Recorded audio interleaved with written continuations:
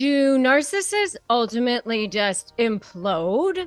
Do they just absolutely have a meltdown? It does actually happen eventually, sometimes, and it ain't pretty, but I'm going to explain to you what it actually looks like in this video.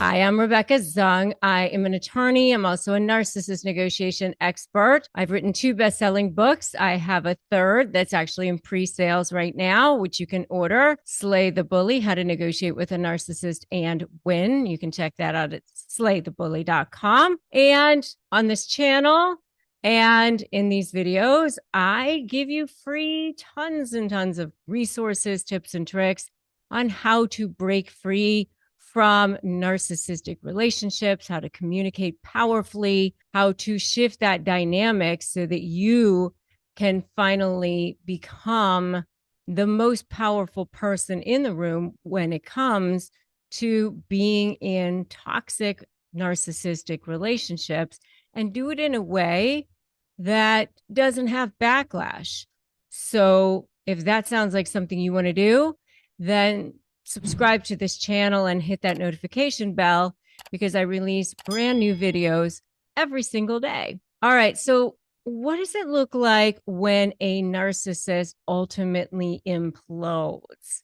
Well, narcissistic collapse is something that happens when a narcissist is basically exposed, when people figure out who they actually are, or when their whole world is just crumbling around them. They just realize that it's all coming to an end.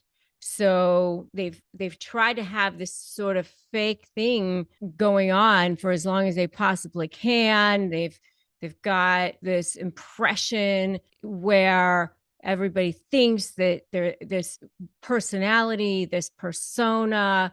When they were children, they created this person in the world that they wanted the world to see. But then there was this small inside scared version of themselves. And they didn't want anyone to see that small inside scared version of themselves.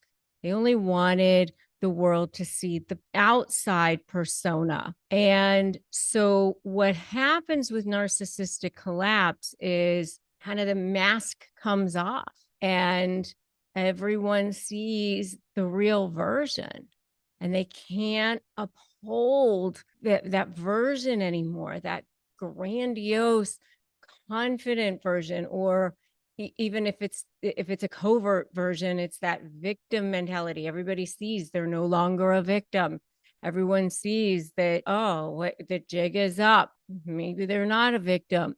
So it's that when that mask comes off, when everyone sees who they really are. And so as a result, they kind of go crazy. That narcissistic injury is highly inflamed. And so that narcissistic rage is triggered. They're highly, highly, highly triggered. And it can manifest itself in a number of different ways, because obviously they're human beings, and so they will react in different ways, but the resulting behavior is not something that it's not controlled, because they don't have control over their emotions. They bleed out. They're hurt. They are hurt people, so they bleed out all over everyone else. They end up being extremely emotional,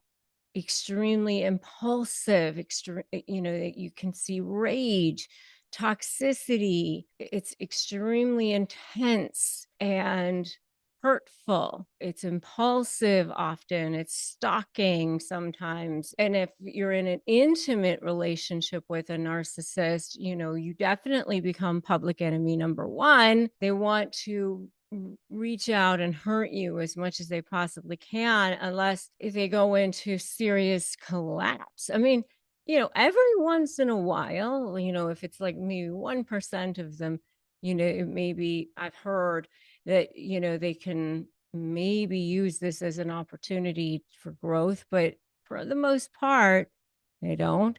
But they certainly lose the ability to control themselves. For many people, when their world collapses around them, they don't have the ability to control themselves. But for narcissists, for sure, because they really are children who are stuck in adult bodies. They had trauma. I mean, these are people who had a lot of trauma as children. And so, they are having a major trauma response. And so they see erratic behavior and intense behavior where, if you're in litigation with them, you'll start to see them maybe file all sorts of motions or use the court system as a sword, use the children as pawns.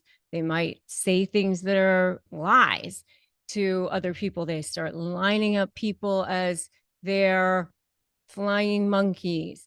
And they may do things that are actually cause their themselves harm.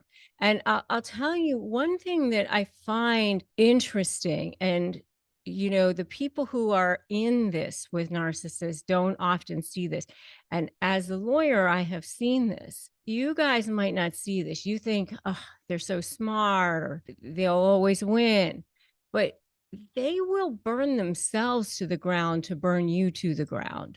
So they make stupid decisions. They do dumb things a lot of times. They make mistakes. And so you can give them a little rope to hang themselves, and they will hang themselves a lot of times. They will do things that they will regret. Document those mistakes, because they end up being good things that you can use down the road. And if you guys have seen that, let me know.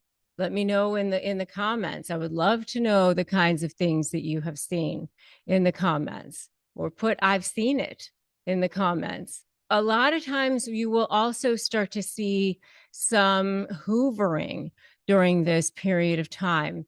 And what that means is they'll start to try to come back and try to get you to come back to them.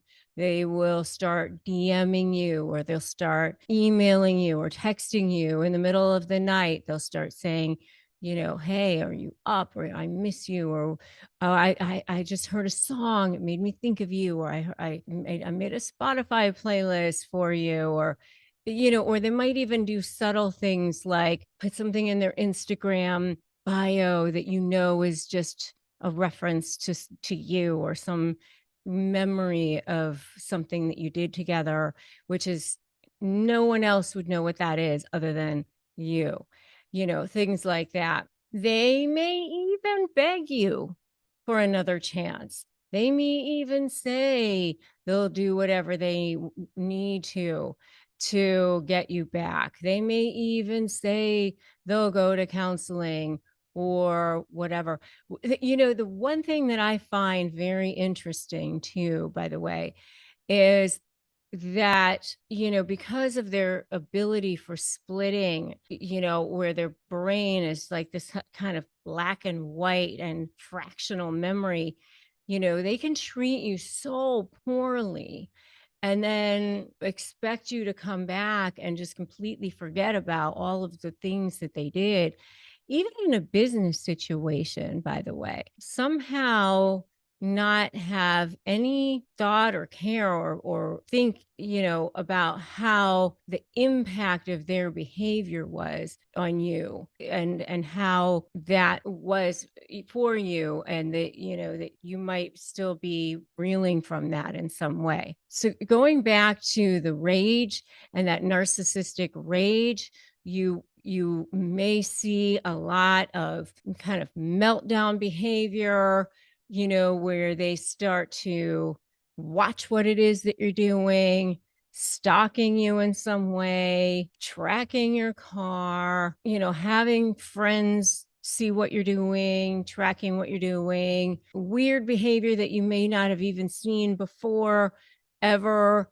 during the relationship. Maybe you don't even recognize who they are or what they're doing. Sometimes you start to see crazy behavior, crying, panic attacks, depression, all kinds of things, that emotional things that you may not have even noticed before. And they might even start drinking a lot or using drugs or something, doing things that you might not have seen before, engaging in behaviors that you might not have seen, or maybe you saw before, but it becomes exaggerated, it becomes more pronounced, something like that.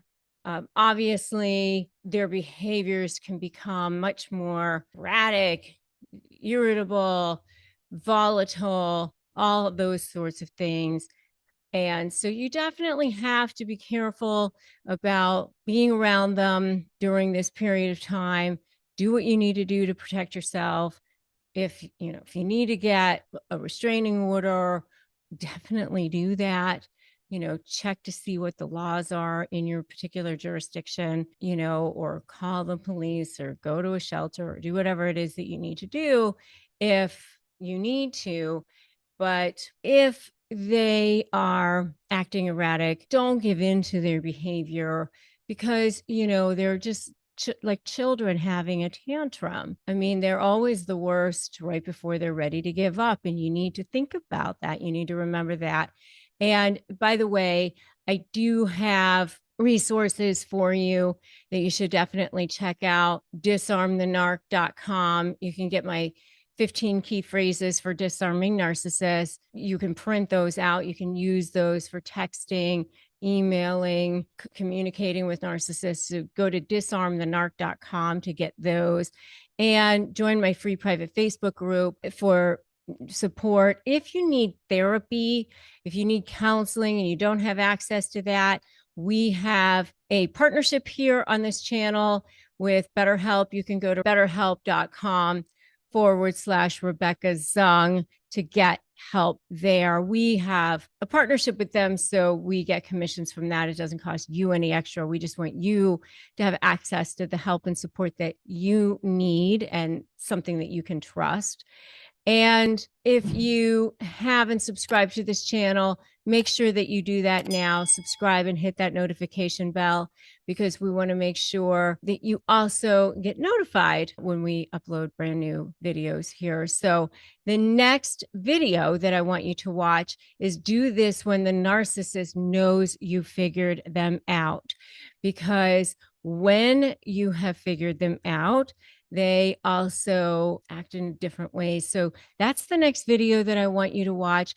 We'll go over there and watch that together. Remember that today is a great day to start negotiating your best life. So I will see you over there in the next video. Do This When the Narcissist Knows You Figured Them Out. I'm Rebecca Zung, and I'll see you there.